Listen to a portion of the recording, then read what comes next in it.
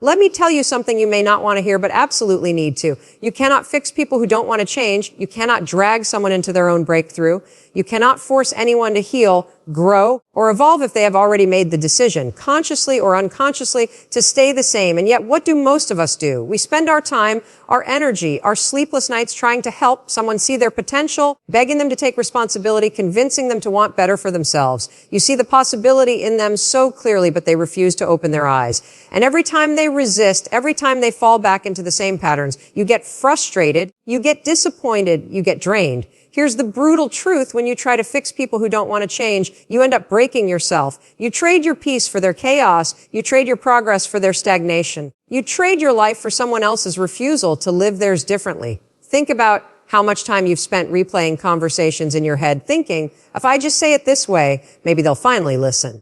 If I just show them how much I care, maybe they'll finally wake up. But it doesn't matter how loud you shout, how much you sacrifice, or how many chances you give. If someone has no intention of changing, your love, your loyalty, and your effort cannot make it happen. And let me be clear, there's a difference between supporting someone and trying to save someone. Supporting means you stand by them when they are putting in effort, when they're doing the hard work of growth. Saving means you're doing the work for them. You're carrying their excuses. You're living their life for them while abandoning your own. And that's not love. That's self-destruction disguised as love. The truth is, change is an inside job. No speech, no intervention, no amount of sacrifice can create lasting transformation in another human being. They have to wake up one morning and decide, I'm done living this way. I'm done repeating this cycle. I'm done being my own obstacle. Until that moment comes, nothing you do will stick. I know it hurts to watch people you care about spiral. I know it hurts to see someone waste their potential. I know it hurts to love someone who refuses to love themselves enough to do better. But ask yourself this, how much longer are you willing to put your own life on hold for someone else's denial? How much longer are you going to keep pouring from a cup that's been empty for months, maybe even years? You can't fix people who don't want to change, but here's what you can do. You can focus on yourself. You can redirect that energy you've been wasting on them and invest it back into your own growth. Because every hour you spend trying to drag someone else uphill is an hour you're not climbing your own mountain. Every tear you cry over someone's refusal to rise is a tear you're not using to water your own future. And when you finally shift that focus, when you finally let go of the illusion that you can fix them, you create space. Space for your peace. Space for your purpose. Space for the people who actually want to grow with you instead of drain you. This isn't about giving up on people. This is about recognizing where your responsibility ends and theirs begins. You are not responsible for anyone's healing but your own. You are not responsible for carrying someone who refuses to walk. You are not responsible for being the reason they finally decide to live differently. You can love people deeply and still let them go. You can care about them and still refuse to be their crutch. You can cheer for them from a distance without sacrificing your own sanity to keep them afloat. That's not cruelty, that's wisdom. And here's the irony, sometimes when you finally stop trying to fix them, when you finally let go, that's when they wake up because they no longer have you to lean on. They finally have to face themselves. But even if they don't, that's not your burden to carry. Your job is not to make their journey easier. Your job is to make sure you don't abandon yourself on the side of the road while waiting for them to catch up. So stop trying to be the hero in someone else's story. Stop trying to rewrite chapters that aren't yours to write. Stop trying to save people who have no intention of saving themselves. Focus on your path, your healing, your growth, your future. Because the moment you truly accept that you cannot fix people who don't want to change, you take back your power, you reclaim your time, you protect your peace, you finally get your life back. There is one truth most people ignore, and it's the reason they stay stuck, drained, and resentful. Your energy is your responsibility. Not theirs, not your bosses, not your partners, not your friends, yours. Think about how often you hand your energy over to people who don't deserve it. You spend your mornings scrolling through negativity, you spend your afternoons complaining about who wronged you, and you spend your nights replaying conversations that already happened. That's your energy being spent, wasted, drained, without you even realizing it. And then you wonder why you're exhausted, why you're unmotivated, why you feel stuck. Your energy is like currency. Every day you wake up with a certain balance. And just like money, where you spend it determines what you get back. But most people are walking around bankrupt, not because life stole their energy, but because they gave it away. They gave it away to arguments that didn't matter. They gave it away to trying to please people who were never satisfied. They gave it away to guilt, to regret, to fear, to proving themselves to people who were never going to see their worth in the first place. And here's the hard truth. Nobody is coming to protect your energy for you. Nobody is going to walk into your life and say, hey, you look drained. Let me create some boundaries for you. Let me stop you from overextending yourself. Let me stop you from giving away your peace.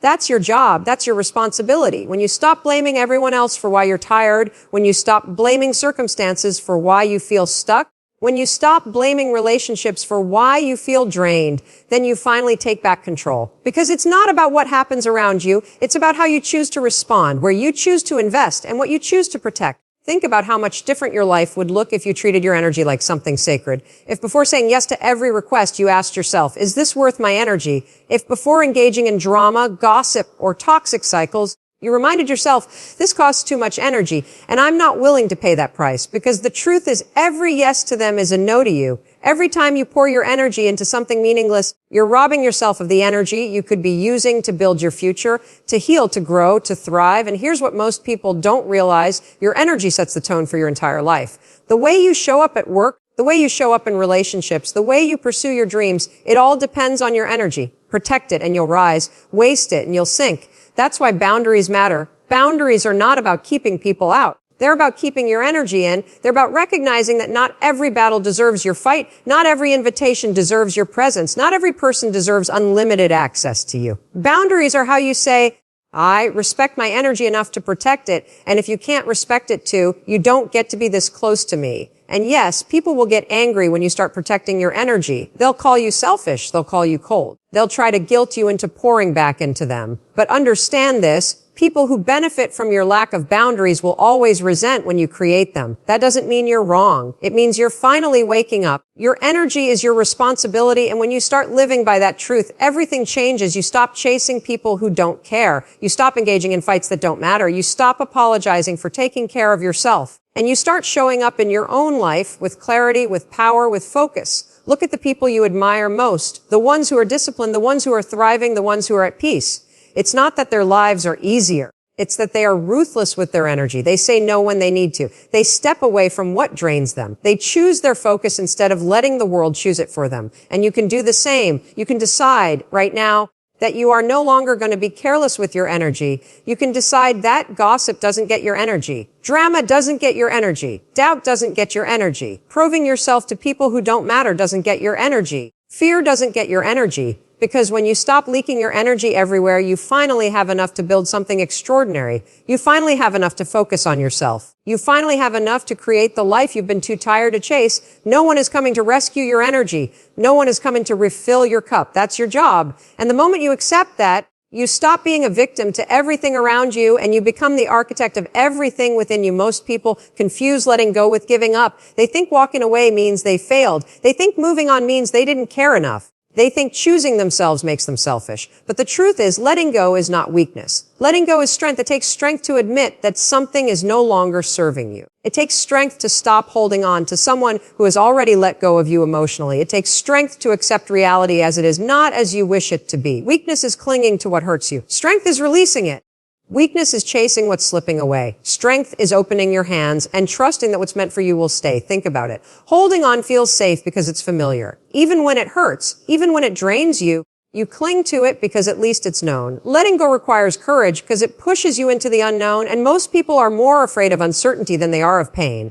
That's why they stay in toxic relationships. That's why they stay in dead-end jobs. That's why they stay attached to dreams that no longer light them up. They would rather stay where it's familiar and miserable than step in the freedom of letting go. But here's the paradox. The moment you let go, you create space for healing, space for peace, space for opportunities that couldn't find you when your hands were full of what was breaking you. You cannot grab hold of the future while clinging to the past. You cannot step into what's next while you're chained to what's behind you. Letting go is the bridge between the pain you've outgrown and the life that's waiting for you. Letting go doesn't mean you stop caring. It doesn't mean you erase the memories. It doesn't mean you hate the person you once loved. It means you care enough about yourself to not stay stuck. It means you honor what was, but you refuse to let it hold you hostage. It means you love yourself enough to move forward even when it hurts. And yes, it will hurt. Letting go always does. It feels like ripping out a part of yourself because you invested, you loved, you gave your time, your effort, your heart. Walking away feels like betrayal to that investment, but staying in what's destroying you is betrayal to yourself. You can heal from the pain of letting go, but you will never heal if you keep choosing to stay in what is breaking you. The strength to let go is the strength to face the truth that not everyone you love is meant to stay, the truth that not every season is meant to last forever, the truth that some chapters of your story end so you can write new ones. The truth that your worth is not tied to what you've lost. There's a quiet kind of power in saying, this no longer serves me, and I refuse to carry it any longer. That's not quitting. That's reclaiming your life. That's you standing up for your peace. That's you refusing to keep giving your time to what doesn't give back. That's you choosing to stop begging for doors that are already closed. And people might not understand. They may call you cold. They may say you gave up too easily. They may try to guilt you into holding on. But understand this, only you know the weight you've been carrying. Only you know the nights you couldn't sleep. Only you know the energy it cost to keep pretending everything was fine. They don't get to define your strength, you do. Letting go isn't weakness. Weakness is pretending. Weakness is denying. Weakness is shrinking yourself to keep something alive that's already dead. Strength is facing the truth even when it breaks your heart. Strength is choosing your future over your past. Strength is believing in your worth even when someone else didn't see it. Strength is setting yourself free. When you let go, you begin to remember who you are without the weight. You begin to see your own power again. You begin to recognize the possibilities that were always there, but were hidden under the fog of holding on. And that's when you realize that letting go wasn't the end. It was the beginning. You are not weak for choosing yourself. You are not weak for walking away. You are not weak for saying, I deserve better. That is courage. That is strength. That is the moment you take your life back. There's a lie most of us have been taught since childhood that focusing on yourself is selfish. That putting yourself first means you don't care about others. That choosing your own path somehow means you're abandoning people. But the truth is the opposite. Focusing on yourself doesn't trap you. It frees you. It creates space for you to breathe, to heal, to grow, to become who you were meant to be. And when you step into that freedom, you have more to give the world than you ever did when you were drained and lost in everyone else's expectations. Most people spend their lives locked in invisible cages. Cages built from other people's opinions. Cages built from obligations they never questioned. Cages built from guilt, fear, and the constant need for approval. They go to jobs they hate because they don't want to disappoint their families. They stay in relationships that suffocate them because they don't want to be judged. They silence their dreams because they don't want to be seen as unrealistic. And slowly, without even noticing, they lose themselves. But freedom begins the moment you decide my life belongs to me. Not to their opinions, not to their approval, not to their version of what success looks like. Your life is yours. And when you focus on yourself, you finally start to live like it. Focusing on yourself isn't about shutting people out. It isn't about never giving or never caring. It's about making sure that the care you give to others doesn't come at the cost of abandoning yourself. It's about recognizing that you cannot pour from an empty cup. And if you keep giving without replenishing, one day there will be nothing left. When you focus on yourself, you stop measuring your worth by how much you're needed, and you start measuring it by how true you're being to your own values. You stop asking, what will they think? And start asking, what do I want? What do I need? What feels right for me? That shift is where freedom lives. Think about it. How much of your stress, your anxiety, your exhaustion comes from trying to keep everyone else happy? How much of your peace has been stolen by bending, shrinking, adjusting yourself so you won't upset anyone? And still, no matter how much you sacrifice, it's never enough because you were never meant to carry everyone else's lives on your back. You were meant to carry your own. Focusing on yourself gives you the freedom to stop chasing. Stop chasing approval. Stop chasing love that has conditions. Stop chasing validation from people who can't even validate themselves. When you stop chasing, you start creating, you start building, you start attracting people and opportunities that align with who you really are, not the version you had to pretend to be. And here's the most powerful part. When you focus on yourself, you stop living on autopilot. You start asking bigger questions. What do I really want from this life? What makes me come alive? What am I holding on to that doesn't serve me anymore? Where am I settling when I know I'm capable of more? Those questions are the keys to unlocking freedom. They shake you out of old patterns and push you toward growth. Yes, people will criticize you when you choose yourself. They'll say you've changed. They'll say you're selfish. They'll try to guilt you back into the box you finally broke free from. But understand this, anyone who benefits from you staying small will always resist when you start to rise. That doesn't mean you stop rising. It means you're on the right track. Focusing on yourself creates freedom because it strips away the noise. It helps you see what actually matters. It reminds you that you don't have to please everyone. You don't have to live up to someone else's script. You don't have to apologize for wanting more. You don't have to explain why you're choosing peace over drama, growth over comfort, truth over pretending.